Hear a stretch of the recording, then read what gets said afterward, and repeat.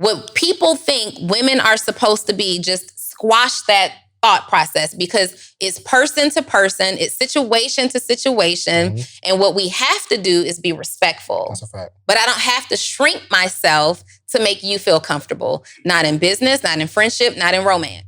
All right, listen, if you are a coach consultant, I know something about you. The average is you make less than $5,000 a month, okay? And you never, ever get to $20,000 a month. I think the exact number is $4,524 a month. That's your average. But most coaches, consultants never get to the $20,000. But the number one reason is because you're having a hard time attracting clients. You need client attraction. Well, the good news is my friend, my coach, my mentor helped me make $35,000 in less than a week.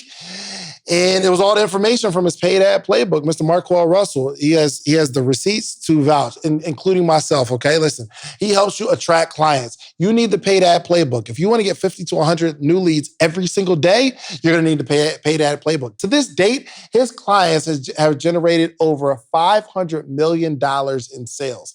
$500 million. And he's giving you this paid ad playbook for free. Absolutely free. 100% off just for our Social Proof listeners. Listen, so if you are a coach, a consultant, a service provider, a course creator, and you want to get people to pay you $3,000 to $10,000 for your product or service, for your expertise, you need to go to socialproofgift.com. It's a gift for you. Socialproofgift.com, or text proof to 904-447-5274. All right, let's get to the episode.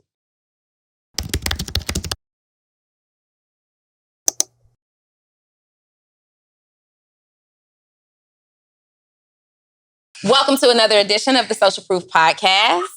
That was good. Where we have dope conversations about dope things, business, all things business related, and we talk about some pretty dope people. I am Donni Wiggins, and this is David. You guys know him. Dave, how are you doing this week? I'm awesome. This episode is sponsored by all women from all across the country who don't get a fair shake in business.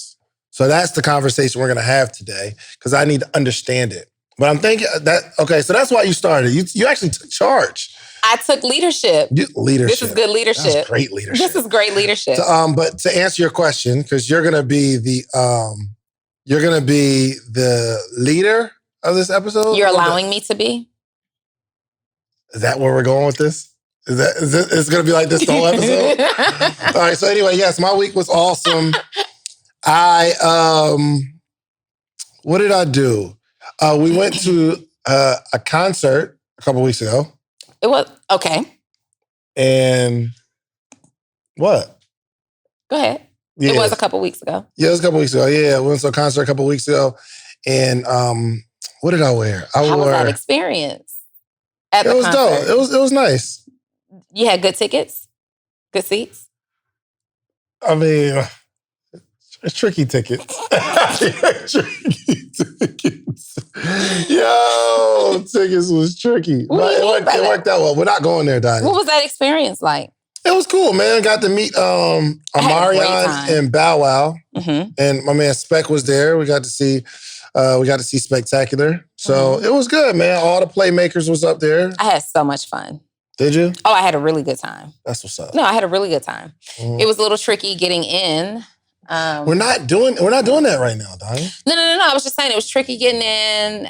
The walk, took a long time because it took a little longer to get up into the VIP area. It was a really great. But the plug hooked us up. The plug definitely hooked us up. Yeah. Mm-hmm. That's good. Oh, but anyway. Ran off on the plug twice. No, it was really, really dope, man. Also, something happened. Oh, so let me tell you. And did I talk about this already? No. Okay. So I was having anxiety about high ticket sales. Mm. And you helped me out with that. You helped me to get more comfortable, because there's two things to consider, right? Okay. One is, we got through it anyway. Walk us through transparently what you were feeling. Well, I was feeling that I don't want to be the internet marketer that makes a lot of money from programs and courses. Okay. Sounds stupid. I don't want to make a lot of money from selling courses and programs and services online. I don't want to be I don't know. It was just, I didn't want the stigma of high ticket seller person. So what would you like to make a whole lot of money doing? I know. It was my whole, I want to make a whole lot of money teaching what I teach, but there's a stigma around high ticket coaches in that they're maybe not ethical and stuff like that. Now, nobody's ever gonna, I can't say nobody because there's always somebody who has something negative to say, even about the dollar trial of the morning meetup. Mm-hmm. So first off, I blocked a bunch of people this week. Really? Here's why. For one, this person hit me up and was like, yo, I got charged for 3 months of the morning meetup and I need the money back because I wasn't on the calls. What? What are you talking about? So yeah, I got charged 3 months and I'm in a tight situation. I need the money back.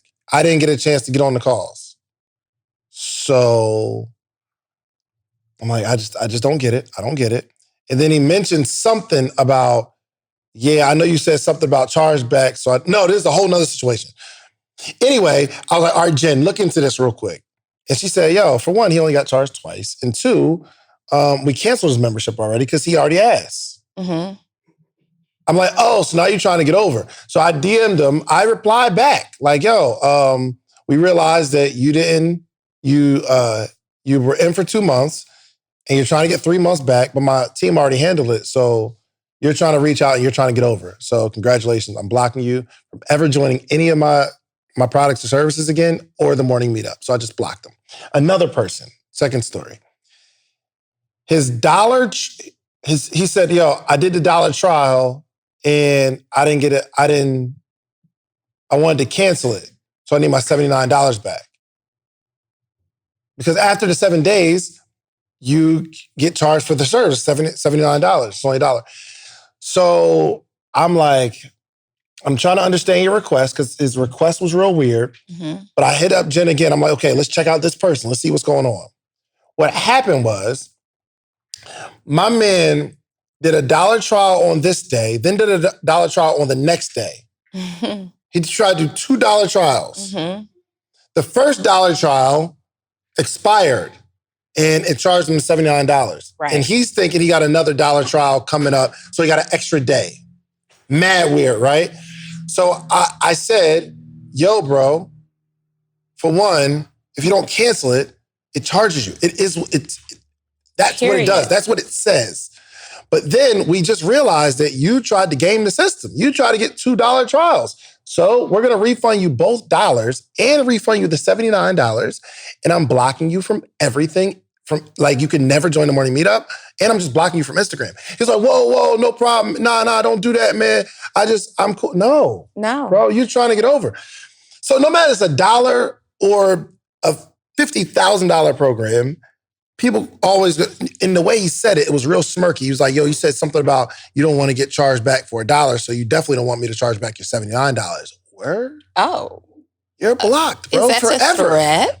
Forever. Because people don't understand, when you like do a chargeback, it affects my ability to build my business because the system sees it as, oh, this company is not legit, so we're not going to deliver their emails. Like, you get a high risk. And I could lose my payment processor from people doing chargebacks from stupid stuff. And I'm providing the service every time. So fast forward.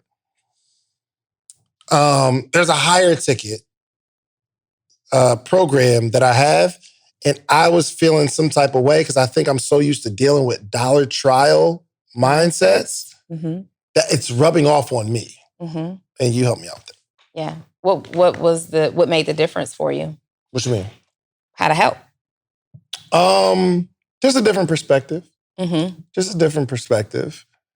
Understanding that, one, the service that I provide is worth $200,000. Mm-hmm. And I'm only charging $35,000 for it. And that I'm doing right by people. You know, I think this is important because there are so many people. There's two sides to that coin. Some people are the person who thinks that it's a bad thing for us to make money off of, or a lot of money off of courses. Right. As long as our courses are $30, it's a great thing. It's awesome. But the moment You're the people's champ. The moment the course is $1,300 or $3,000, everything you stand for is a scam. Well, the information is the same. Yeah. So now the price tag is different. So there's a couple of things. Number one, if you are selling high ticket, you need to just be sure that your strategy works. Your blueprint works. For sure. Have you proven the model? Now, here's where it gets scammy. I have a client that I'm working with right now that came to me to help him in one facet of his existing business. A month or so into us working on that business, he decided, Donni, I hate this business. He had already come to me with this business. Donni, I hate this business. This is something, and he gave me another idea. This is what I'm really passionate about. I just hadn't had time because I've been so busy with my existing business to really branch off into this business. And I said, okay, well, shift gears. Well, he did shift gears and he's so excited about this new thing. He completely shut down the existing business because it's so stressful for him. Switch gears, but I'm not going to let you put out a course about it now. I'm not about to let you start offering services about it now. You need to go and learn more and implement this, not just in your own business or not just for yourself, but for a couple of other people. Yeah. So we're going to work together through the process of you learning this and executing it and finding something that works. And then because what he can offer can be for very beginner-based CEOs or for high level, you're starting at the beginning. So I want you to go out and learn how to master a particular thing because you only need to know more than the person who's paying you. Ooh, that's a law. That's a law, right? Say that one more time. You only need to know more than the person who's paying you. That's good. People will pay you for your services for two reasons. Number one, because you know more than them. Number two, because you have more time than them to do it. So you either need to be more versed in information or more available in time, period. Cut short me to the information or save me some time. That's good. And so, it's going on a month now that he's been working in this new idea. And I talked to him just yesterday and I'm like, you're still not ready. I will not co-sign you putting out anything high ticket until you have actually accumulated experience that we can prove and duplicate over and over and over again. So he gets it. He understands. When he does this, he's done the work. Now he's invested thousands of dollars in this education. He's going to be giving his services away for free in the beginning. He's going to pay the dues. So whatever we decide that he can charge, he will have earned it. People like you and I have been, just this year alone, you've invested like $125,000 in furthering developing yourself as a businessman. I've invested about $70,000 in doing the same thing.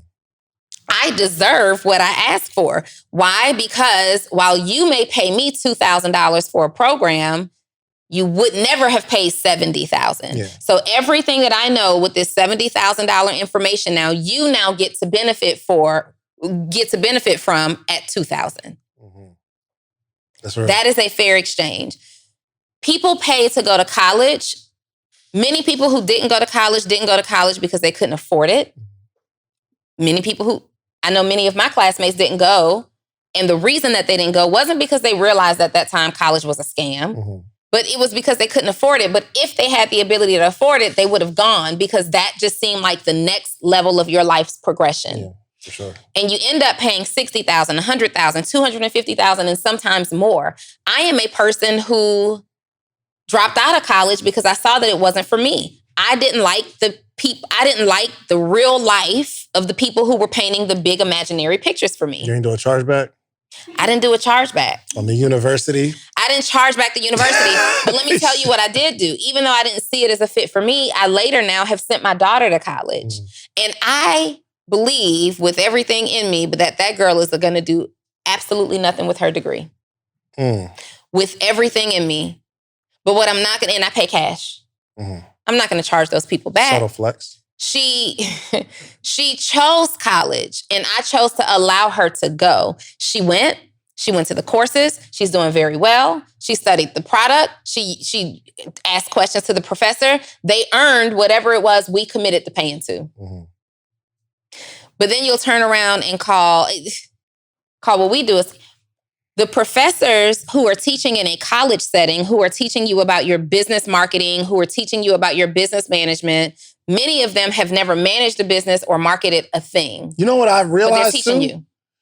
That they're teaching out of a book, and the writers of the book have never. These are a whole lot of people who have done crazy. A whole lot of research. They've done a whole lot of research, but they've executed nothing. Mm-hmm.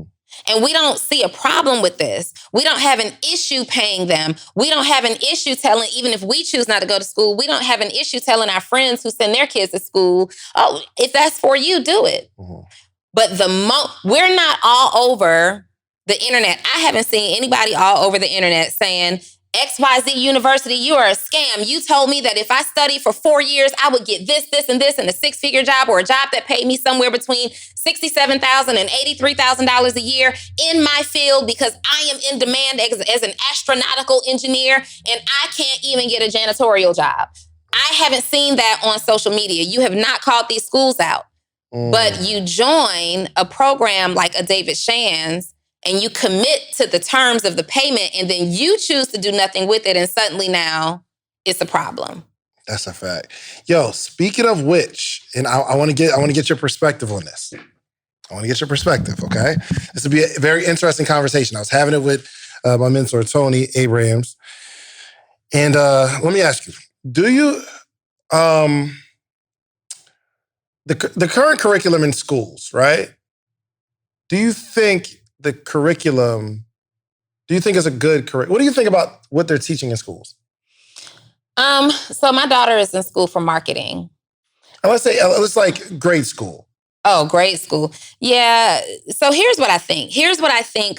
As an adult now. If I have another kid, is the kid going to school? Yes. Why? Because it's limited. It's like nothing you can do about that, sure, right? And it's illegal not to go. It's illegal to not send your kids to school.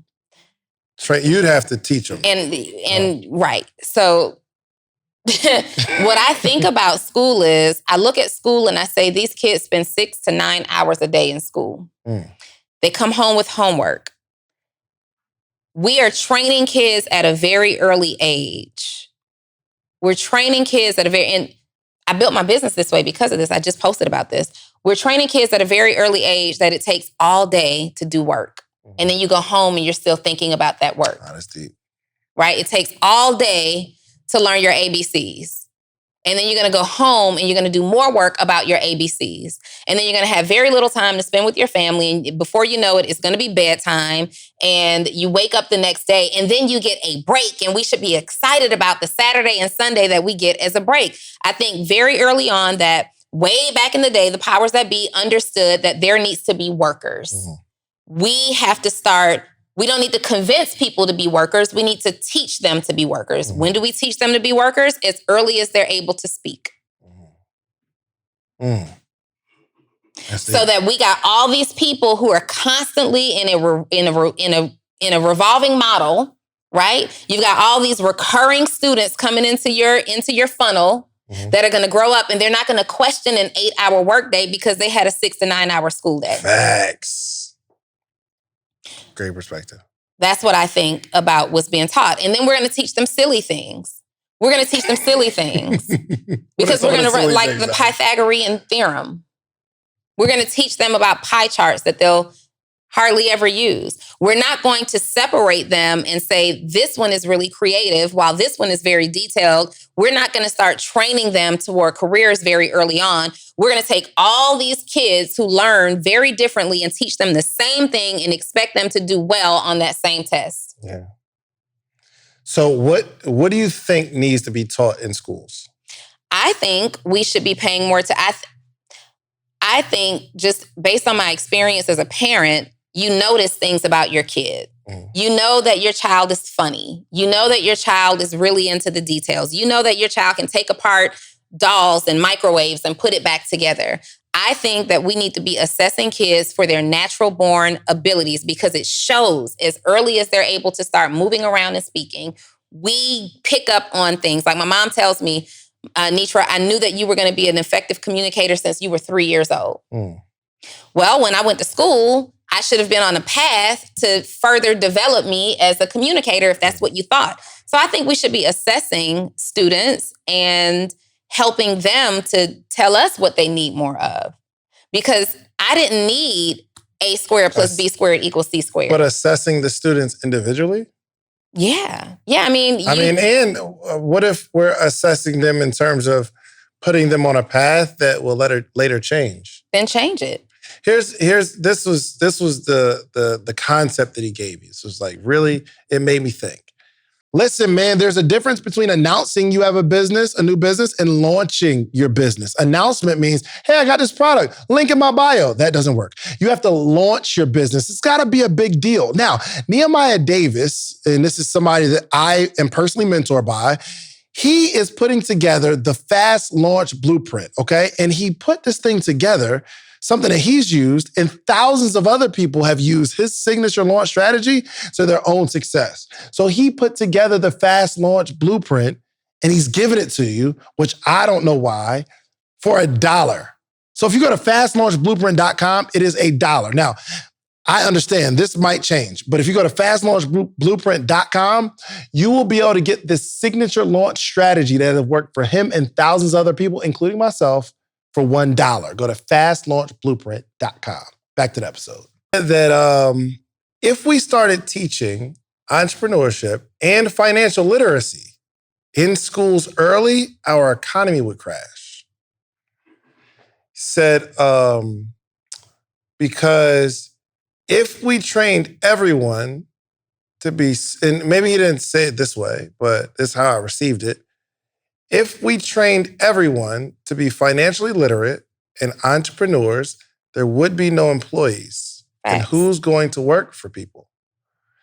And the people who work for people are what keep our economy afloat. So there's a bunch of people who they understand it. They've cracked the code, they understand it.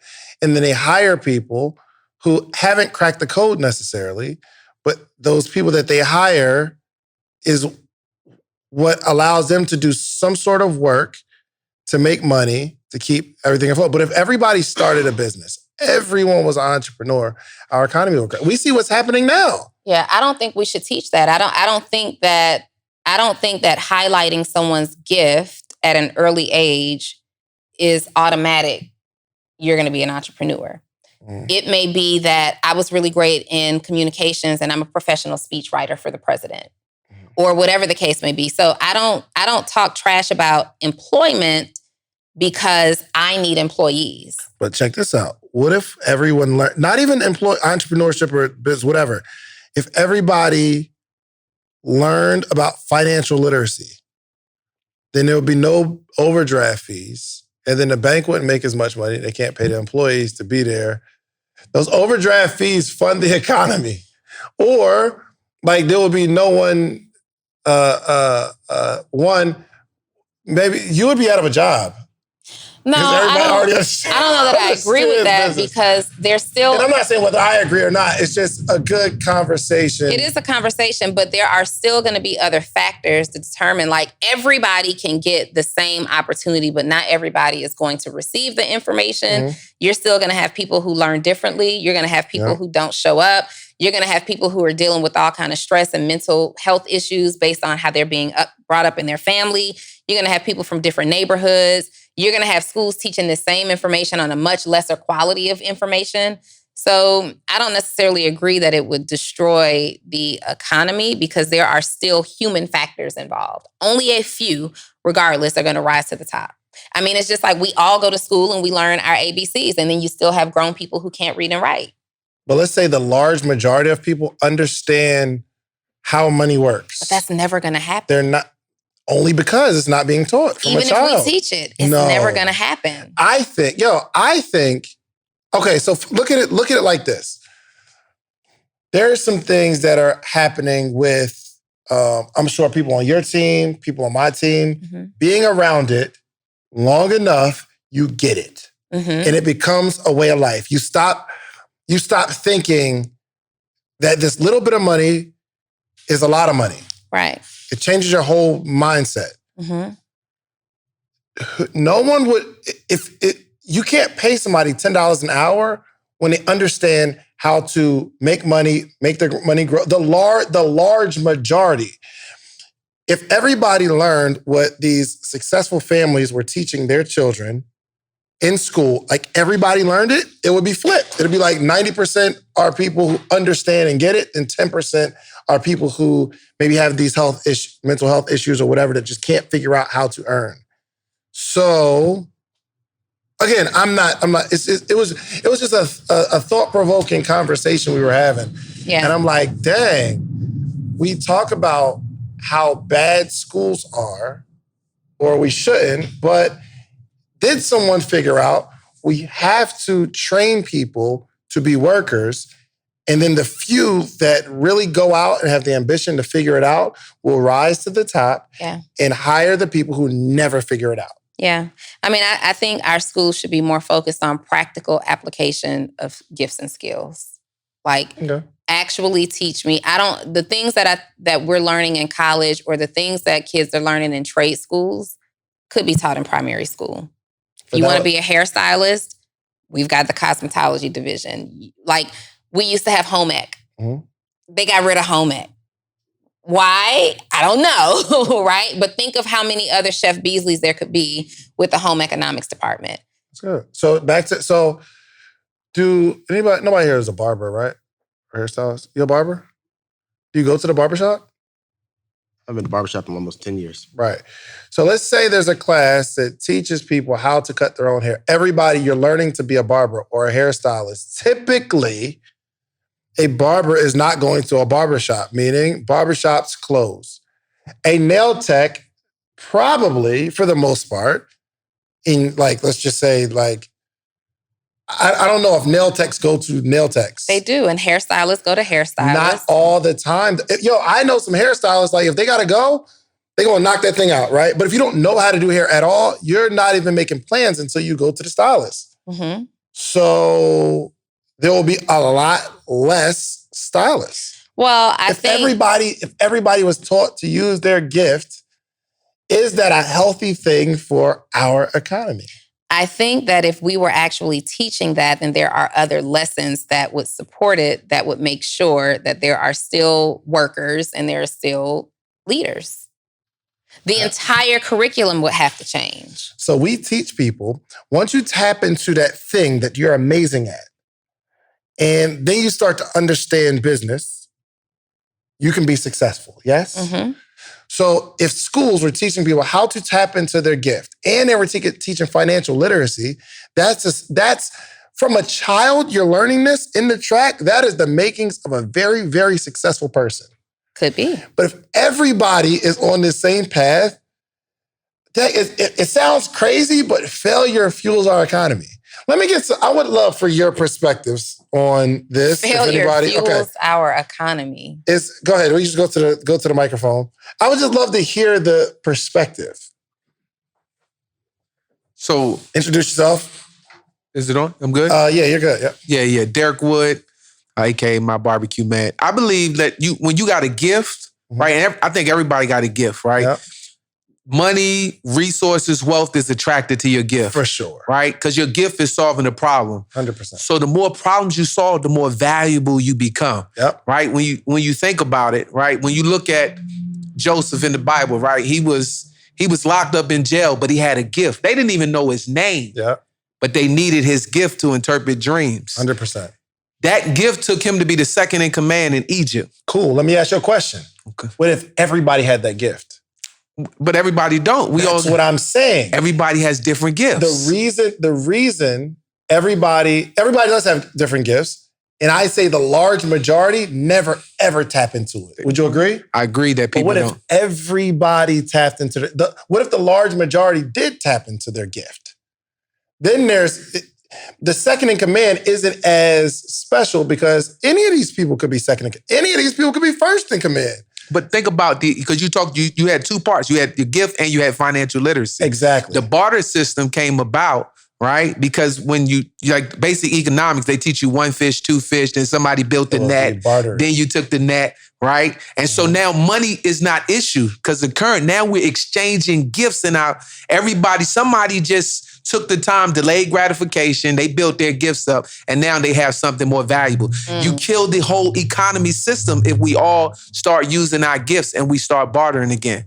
I feel. So your suggestion is to tap into that so that the barter continue. Barter. We go back to the barter system. Wisest man to ever live, wealthiest man say your gift makes room for you. Okay. All right. Cool. I appreciate that. Okay, that's good. Good perspective. What's up? What's going on? Yeah. So produced by Pac on Instagram. So just kind of expound. I personally feel that. Just because, like, let's say you said hairstylists go to other hairstylists.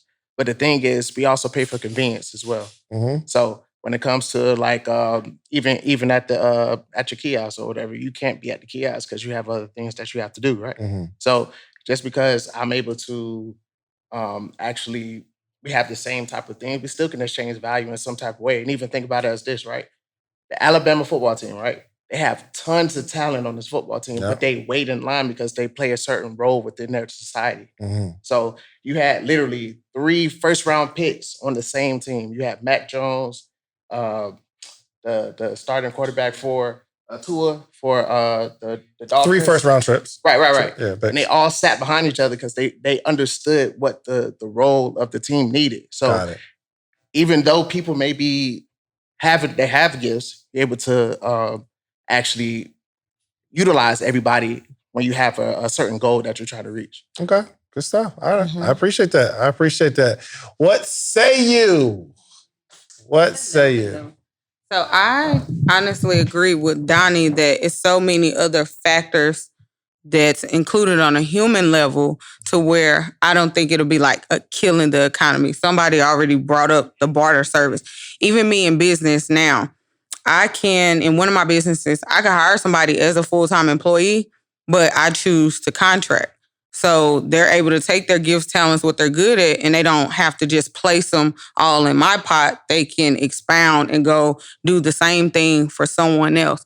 I like that idea better. Financial literacy, the schools don't change their curriculum that often. So I think just the basics would be good to have in school, mandatory, and it'll help like basic adult living life things. But as far as everybody's going to be the next financial guru, no, because even algebra, we all took an algebra class and half failed, half passed, and now we're adults and don't nobody know what's going on with algebra. Gotcha. Okay. And I'm a homeschooling mom, so. Gotcha. I love it. I appreciate it. What you got? Good afternoon. I'm blessing Destiny. So really quick, human nature, I think, plays a major role. People just mess things up. We had Adam, we had Eve, they had everything. They couldn't want anything more. We still ate from the tree. It's just what we're going to do.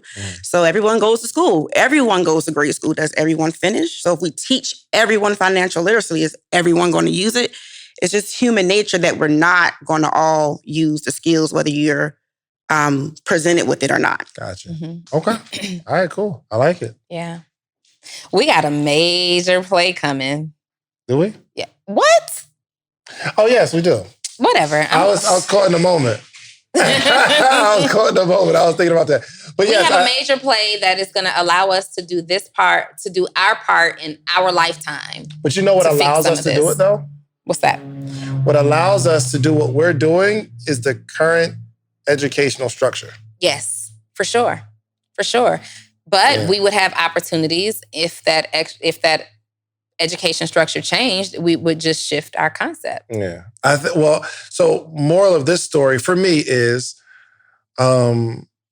raising your kids and teaching them what's not being taught in school automatically gives them a huge upside, because the reason why this works in terms of, and it's my job to pour as much into like this. We got a brand new start of a baby. Corey's 11 years old, so she's learning now entrepreneurship because her mom wasn't an entrepreneur, but she's learning it now, and I'm trying to let her figure out what she likes. I'm just supporting whatever she's into. I just support it, right? It's not even you keep changing your mind thing, right? So if you are talking to your kid and they're doing something and they're like, I don't want to do that anymore, I want to do something else.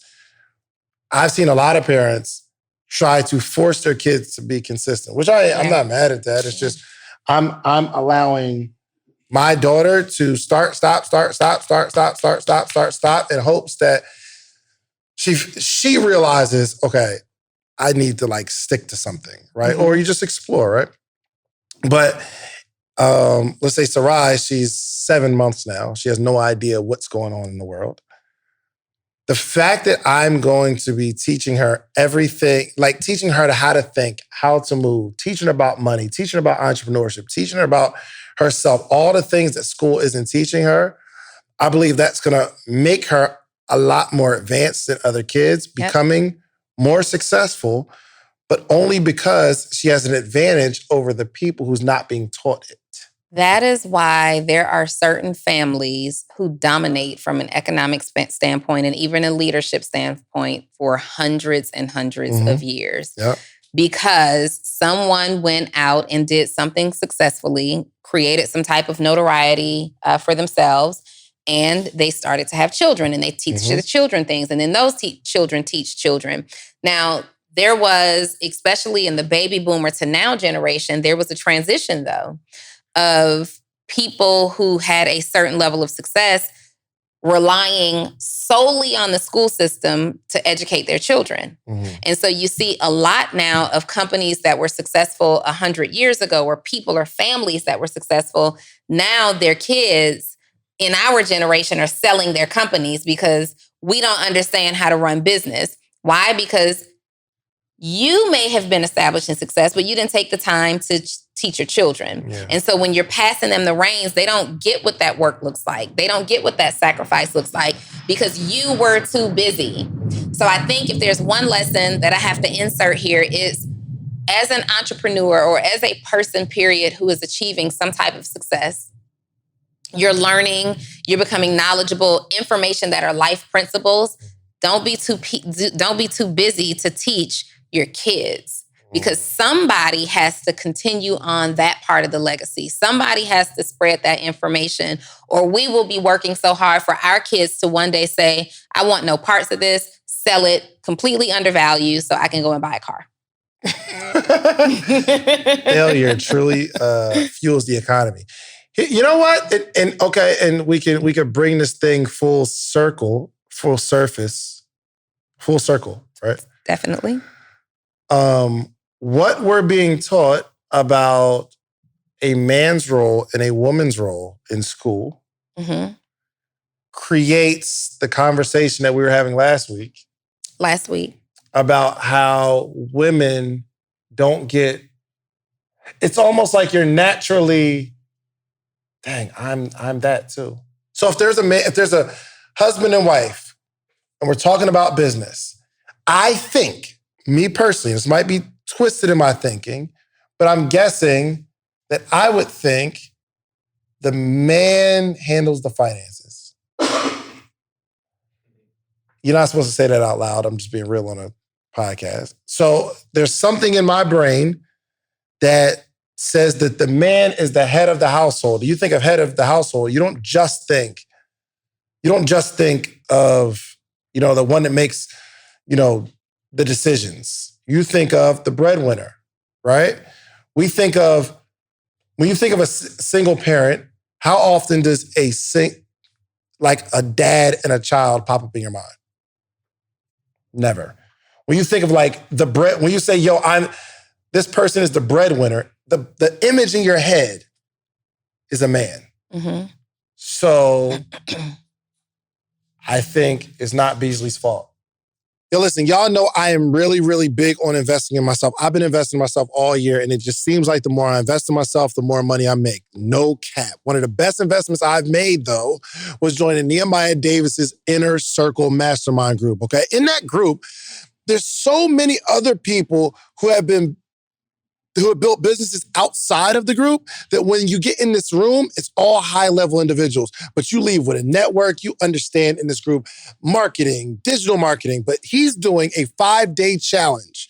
5-day challenge on how to build a digital business online. Now, I paid $40,000 to be in this group, but he's doing his 5-day challenge for freaking pennies. But go to thedigitalbusinesschallenge.com. What you're going to walk away with is the whole system on how he's building an 8-figure empire online, okay? So thedigitalbusinesschallenge.com. See you in a minute.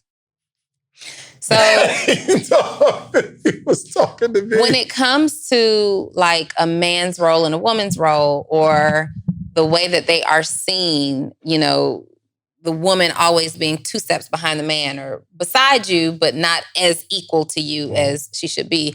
Or even when it comes to like head of household and single. And I think that a lot of these systems and principles are outdated. Yes. I believe that they were created back at a time by higher ups, organizations, people, government, who wanted to find a way to classify people, to control them, to make money, to identify them. And back in the day, you couldn't get a divorce, right? So typically the woman was the homemaker. She bared the children. She kept the house. You couldn't get a divorce. Well, it was really frowned upon, heavily frowned upon to get a divorce. I think there was even a time when divorce was illegal. Now it's cool. Yeah, there was a time. Get out of there. They did what? Yeah, I believe at a time divorce was illegal, and then it was just heavily frowned upon. And so you had women who were not allowed to be in certain roles at the time outside of being a parent or a homemaker. So now we involve tax, and now we got to classify people. And now as we're evolving, women are getting more rights. And so 70s, 80s, and now it's like, okay, divorce isn't frowned upon so much. Women have rights. They're standing up for themselves. They're leaving. And now we've got to insert this head of household thing and stipulate it, differentiate between it, because it could be a woman now that these women are getting more right, now that women have gotten more rights and things like that. But still, the way that the economy was created, the way that the world was created, the systems that founded our country still are attached to outdated principles that no longer exist today. You no longer have women who are primarily, you no longer have women who are only housekeepers. I don't believe that. No. I'm saying that they exist. There are still women in those roles, but what I'm saying is that used to be all we could do. Now that's not the case. Now we're working, we have careers, we're holding down family, and sometimes in some instances making more money than our spouses and things like that. But it's still not an even playing field. It's still not even. I am asked all the time, Donni, why are you usually the only woman in the room? And sometimes that's true, sometimes that's not true. Most often, I am the only woman in the room. I think, though, because in our circle, so many women, especially powerful women, are also attached to powerful husbands, right? And men tend to, there's still this system where the men communicate with the men and the women communicate with the women. And I think for me specifically, I grew up in a neighborhood with primarily boys. So I was always playing with boys at an early age. In my family, my best friend was my cousin, a boy. And so I gravitate to the male circle a lot, right? I don't necessarily always gravitate to the female circle because that's just not what I'm accustomed to. So it looks like I'm the only woman, and that means it looks like we need more women who are powerful, but there's tons of other women right here in Atlanta who are powerful, even more successful, but women and men seem to navigate differently. We have events, the men are on one side in their corner in their huddles, and the women are on the other side. And I find me like kind of going back and forth because I play with the big boys. I love the ladies too, but I play with the big boys. I was talking about in last week's episode, when I created my brand, it was really important to me it was actionable woman. It was really important to me to coach and develop women specifically because I saw this I saw this early on. I saw that the men did things differently than the women. And ladies, like, stop standing behind these men. Like, you are powerful too. Mm-hmm. And I believe in being a helpmate. I believe in being supportive. But girl, you getting it too. You deserve your right to shine. Women defer the attention and the leadership role to men so much. And this isn't a battle of the sexes. It's just, to me, what we've earned, mm-hmm. what we deserve. And so I would see all these women, when we get in relationships, systematically, we tend to figure out how we can support him. How can we support him? Let me help him let me start proofreading his stuff. Let me start helping him with emails. Let me start running let me make sure he got this, that, and the other. And it's usually not reciprocated that other way because you're too busy. You're the leader. You're the man of the house. And you're not going to sit behind me and proofread my stuff and send my emails. And so it just doesn't happen. And what ends up happening is whatever that woman had in her mind, whatever her dreams were, is usually a dream deferred. That is not a poem because it's an imaginary thing. It is a thing. It's usually a dream deferred. So I said, I'm going to come in and I'm going to work with women and I'm going to remind you that you are more than a wife. You are more than a mother. You are more than a provider. You are a woman who had a dream. You've decided to defer it, but it's time to wake that dream up now. Let's get it. And so I had this big group coaching thing and I'm coaching women and I'm getting a whole lot of hand claps and I'm getting a whole lot of go girls and you make me feel so inspired, but I'm not getting a whole lot of activity and results. It's like, you're in this call with me, you're in this room with me, and then you go home to your family and you shrink yourself again. So then after years of really trying that, I said, well, maybe if I brought some men into the circle, it would inspire the women, it would motivate them to say, okay, I get it now. I can do it too. Over the years, based on what I have seen in my business only, I'm not speaking about the world, but in my business only, when I track the level of success, massive success that I have seen, it has been predominantly from men. Mm-hmm. A much lesser number from women. Have I helped create several women's success stories? Absolutely. None of this stuff is finite. Now, I'm not speaking in absolutes. I'm just being real with you guys as to what's happening from the data. I don't care how your heart feels and what you think. We're talking about the data, right? The men perform at an obnoxiously higher rate than the women. And it's always like, we're waiting for them to go first. We're waiting for them to do it. Or, you know, I'm looking back at the notes in my CRM about why somebody has fallen off. And it has been a couple of times, but it's usually not from a man that, well, my spouse wasn't really allowing me to do it.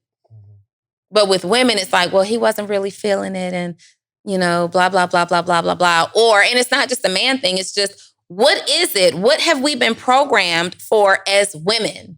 And why is there like now women there is a small group of women who are being deprogrammed from this systematic thinking that says, I can't have it all. I can't be an amazing wife to a leading man without making him feel insecure. I can't be a mom and a powerful CEO without experiencing the mom guilt of maybe sometimes being a little too busy. I can't be out here and be a boss amongst other men without looking a little hoish. What is this that causes it to be that way? And why aren't more of us breaking free? Because I'm going to have it all. I'm going to have the bomb man. I'm a bomb parent. I'm going to still run in the circles that I want to work in. You are my competition in a friendly way. Period. Yeah. I think that we still, in terms of women and opportunities and how we are respected, the levels, the rooms that we are invited to, I still believe that there is a huge, huge difference. A huge difference. I wouldn't have been invited into half the rooms I'm invited into if you weren't my best friend. True.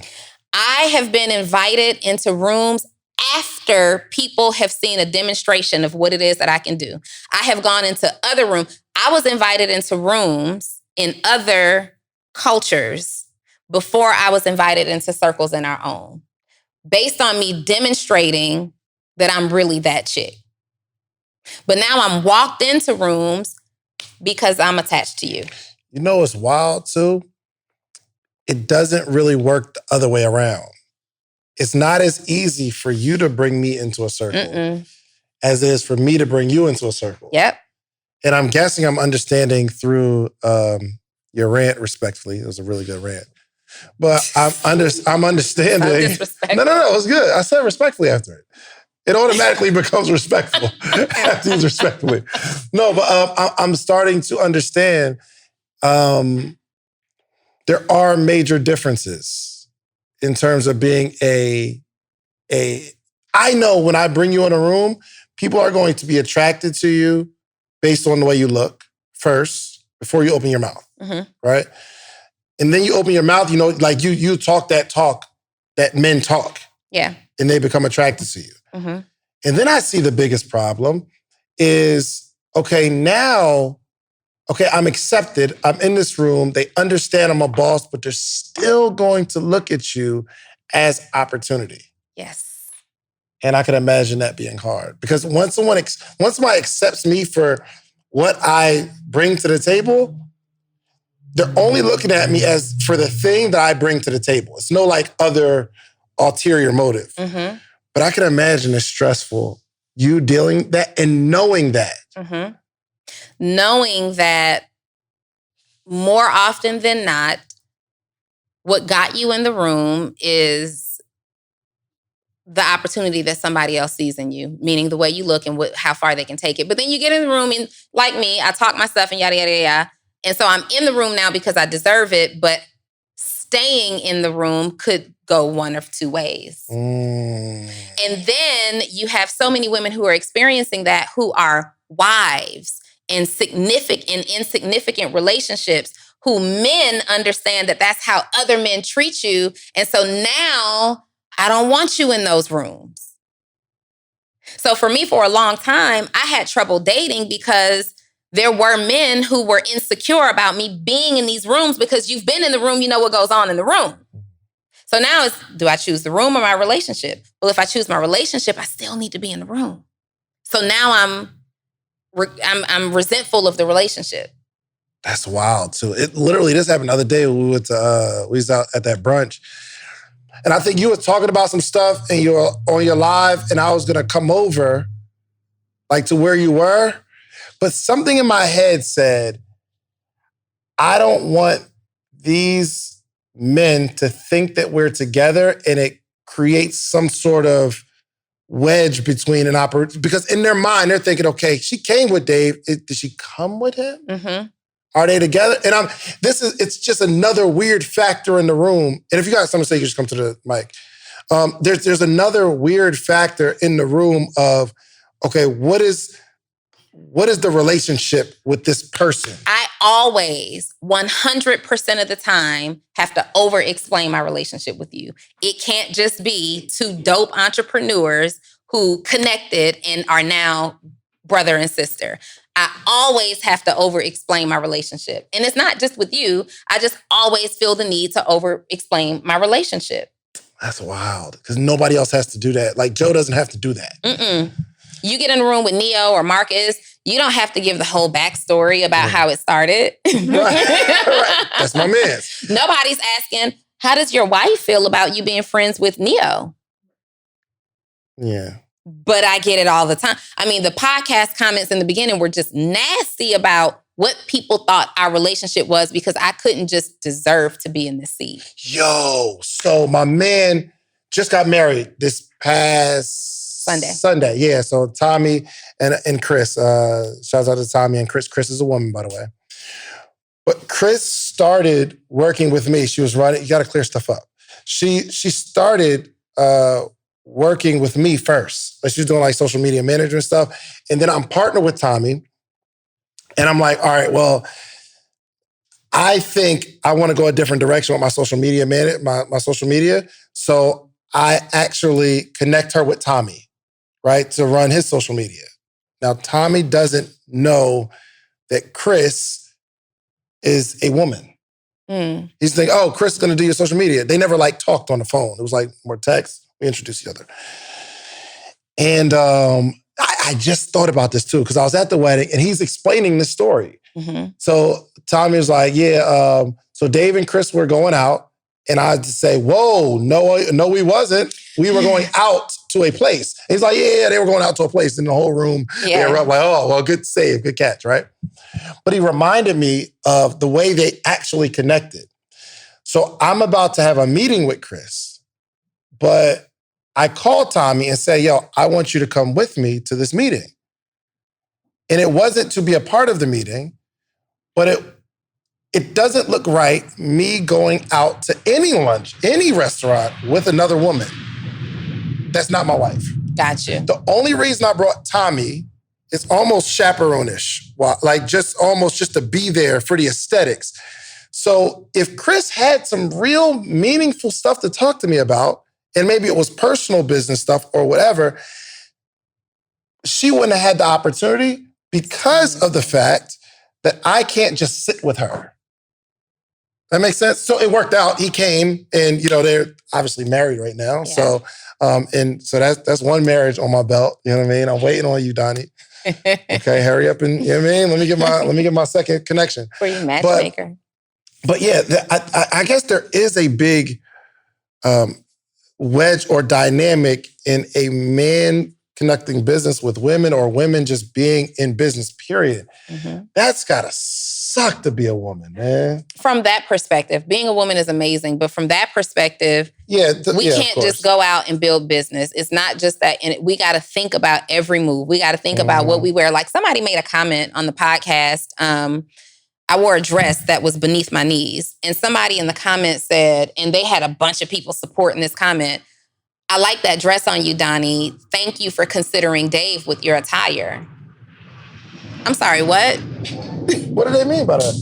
Basically saying, because I'll get comments that says I show too much cleavage or my dress is too tight and I shouldn't sit next to a married man. The married man shouldn't sit next to me. Like, stop playing with me, people. Oh, you look like a little Jezebel. I look like a little Jezebel. But it's just women are perceived differently. Even when, before people realize that I'm single but in a relationship, it was Donni is never going to find a man because she's too bossy and she's too much of a leader and she's never going to be able to tone it down a little bit for a man. Why is it never, a man is never going to be able to, why instead is the conversation, wow, hopefully there is a man who can handle that kind of woman? Why is it the woman has to tone down who she is? Why do I have to shrink myself to accommodate what you think I'm supposed to be? And we got to stop it. What people think women are supposed to be, just squash that thought process because it's person to person, it's situation to situation. And what we have to do is be respectful. That's a fact. But I don't have to shrink myself to make you feel comfortable. Not in business, not in friendship, not in romance. Yeah. And you met your match too, because both of y'all, neither one of y'all be shrinking. We ain't shrinking. We are two really big people. Bosses. We are two big bosses, two giants who gonna boss this thing out together. Like nobody's shrinking. And it's not even an expectation. Yeah. We're both big. Yeah, that's a fact. You definitely met your match. Well, look, man, anybody got anything to say real quick? I think Beasley did. It up. Go ahead, Beast. No, I actually agree everything Donnie's saying because look at Donni. No, you want to look at me? Eddie can't even agree. Look at He agrees with something that I said. You can't do it now. Now, Donni, look at Beasley. Beasley, look at Donni. All right. But now I will say this. My wife, she's super dope and she has helped me tremendously. And I think we as men, we have to be willing to change the narrative because without my wife, so much stuff would have been terrible. And she has helped me change my way of thinking, my perspective of what women do, not only in the household, but as in business as well. And I think that's where us as men, we're lacking. We're lacking that change. Like, I'm okay with, like right now, my wife, she got a little part-time job at an eyeglass place. She wants to just get out the house. So when I leave here, I got to go get the kids from school, have them homework, cook, work on the business. I have no problem with that. Some other men be like, nah, I'm not doing all that. That's what a woman's supposed to do. But over time, she's helped me grow in my way of changing and the way of thinking our different roles. Even in business, I was finna put a bio on a website. She was like, nah, that ain't good enough. I'm like, baby, it's fine. Just put it on there. She went off. She's like, no, I want the best for you. This is this and that. And I'm just like, all right. So I had to put my pride to the side, like, she really want the best. You know what I mean? Yeah. The old me was like, nah, you tripping. But I had to really pay attention to what she was saying, paid attention to her love language. And hanging around Jeremy, you really gonna love your wife. Sure. You know what I mean? But absolutely. I think that is something that's important. We as men, we have to tap into, like, really letting that pride go. Like, hey, I told my wife, hey, I call my wife the boss. Like, talk to my wife. She doing it like, I think our systems were put in place. You can come on up. I think our systems were put in place by a bunch of white men with egos. And it has evolved and attached and just grew wings over time. And we got to get rid of this notion of what a woman is supposed to do and what a man is supposed to do, right? In a relationship, everybody's like, oh, the man is supposed to take out the trash and blah, blah, blah, blah, blah. It's that he's supposed to do that if that's y'all's dynamic. I've been single for a long time. If there was some trash to be taken out, I took the trash out. So for me now to just expect that this, no, I don't anymore. Well, yeah, I mean, I was about to say, if there is trash, like there's just a dynamic. If you walk past the trash and the trash needs to be taken out, as a woman, you're also supposed to be really clean and feminine. Yeah, this ain't a man woman. This is just Donni. This is like, just take out the trash. You ever go out to eat with Donni? You ever went out to eat with Donni? Like, she's not going to touch a plate. Never mind. Go ahead. Finish the story. Sorry. Anyway, we just got to shake this concept of a woman is supposed to shrink herself. And we also, on the flip side, another conversation for another episode, we have to stop putting so much pressure on men to be these big, powerful, supernatural forces. We are human beings learning together, and the only thing that we're supposed to be doing is what works for our dynamic. Society doesn't stipulate who pays the bills or takes out the trash in my house. We do. Yeah, okay. I would love to see you take out the trash, though. Who do you think took out the trash for all the years before? You grab a napkin and wrap the napkin around the cup before you grab the cup. I do, but that's my trash. And the trash chute is right across the hall, so it's an easy thing for me. I don't want to see the process. Go ahead. I'm sorry. No, this has been a great dialogue. I think it's good because people don't see what's there. They really see what they've been programmed to see, right? And so a lot of the systems or the way people have been brought up has been taken out of context, right? Take, for example, because when your pretext is wrong, your context, and then there's always a misconception to things. Like even with the thing when we say the man is the head of the house, right? When you go back and you really study Greek and all this other stuff, you really learn that it's not really the head like the top, but it's like the cornerstone, the headstone.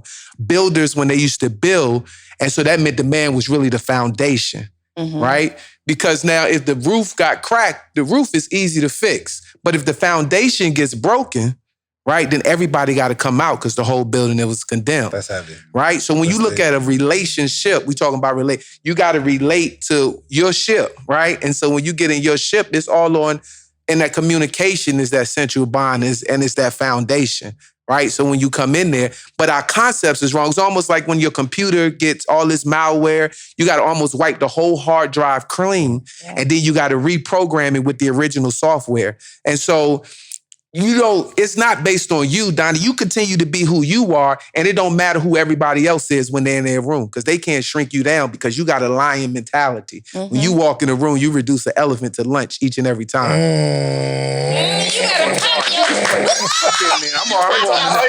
This about to be good. He's actually the next interview is going to be. I love it. So I want to bring this full circle and really just say we do need more women in the room. Facts. And it's not because there are not women that are qualified already to be in the room.